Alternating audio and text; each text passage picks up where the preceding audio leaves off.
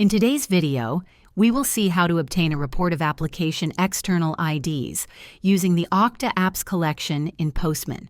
To complete this tutorial, you will need an Okta tenant and the Postman API platform. It is recommended to use a test environment when performing these steps. Let's get started.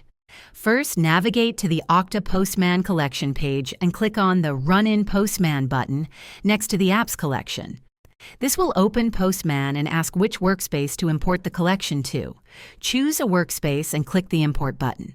After the import, the Apps API collection will appear in the left sidebar of the Postman app. Next, you will need to set up the environment by following the steps mentioned in the article in the description. We will use the Get List Users Assigned to App API call.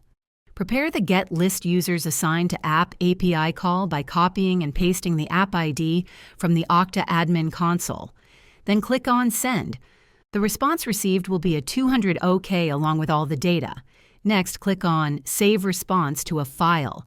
It will download a JSON file. Use a desired third-party tool to convert the JSON file to a CSV file. Once the CSV file is downloaded, you may sort or filter with the External ID column. Thank you for watching. If you found this video useful, we encourage you to like and subscribe to stay up to date with our latest help resources.